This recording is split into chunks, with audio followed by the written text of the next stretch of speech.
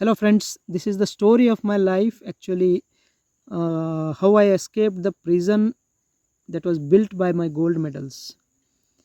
Many of will feel relatable to this.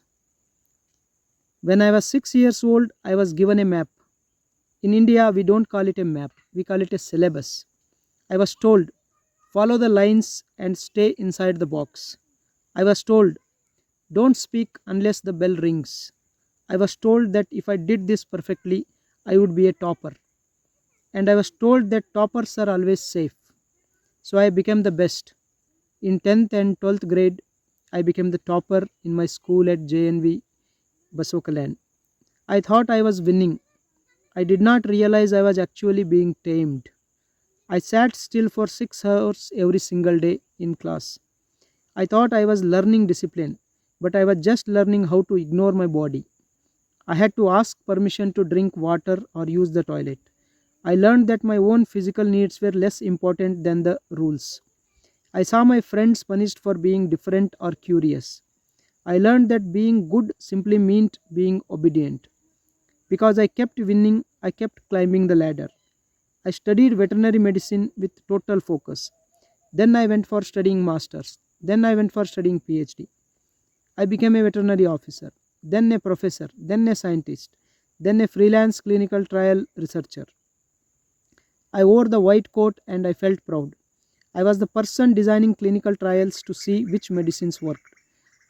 But that old school map was still in my pocket. Even as a high level scientist, I was still a prisoner. My boss had simply replaced my teacher. I was still waiting for someone to tell me I was doing a good job. My salary had simply replaced my marks. I was not working for joy. I was working to prove my worth to others. The office clock had replaced the school bell. I ate when the schedule said so, not when I was hungry. I was an expert in health, but I was unhealthiest person I knew. My back ached from sitting and my mind was always full of anxiety. I suffered acidity, uh, sleep loss, gastric ulcer, high cholesterol, obesity, indigestion, piles, headaches, low immunity, and so many issues. But I was feeling that I'm a topper, nothing can happen, and I'm safe. So I was just working, burning myself out. One day, I looked closely at the clinical trials I was designing. I looked at the modern diseases we were trying to fix: diabetes, high blood pressure, stress, and obesity, and so many more than 150. I have a list. And then I realized something terrifying. The syllabus of our lives was actually causing the sickness. The things we were taught in school are the same things that makes us ill. Sitting still all day long is not natural. Eating by the clock instead of by hunger is not healthy. Chasing stress just to get results destroys the heart. Living in rooms with no sunlight makes the soul dim. I was a scientist evaluating health, but I was living a life designed for diseases. I was a topper in a system that was failing the human body. So I did the one thing a topper is never supposed to do. I quit the rat race. I left the professor chair and I walked out of the laboratory. I decided to stop studying life and start actually living it. I moved to my own farm and I went off grid.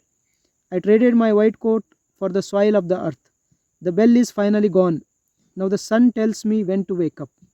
The rigid sitting is gone. My body moves the way nature intended.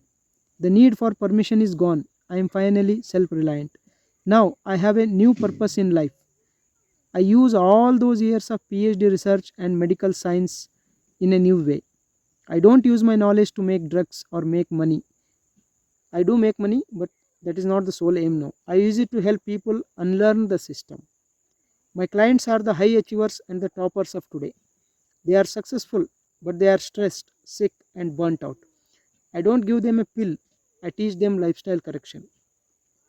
I show them how to break the conditioning that I spent 30 years breaking. I want to tell the child and the layman something very simple.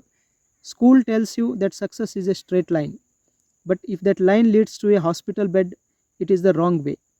I was a topper in their world and I was miserable. Now I am a beginner in the real world and I am finally healthy. The prison was never the school building or the office.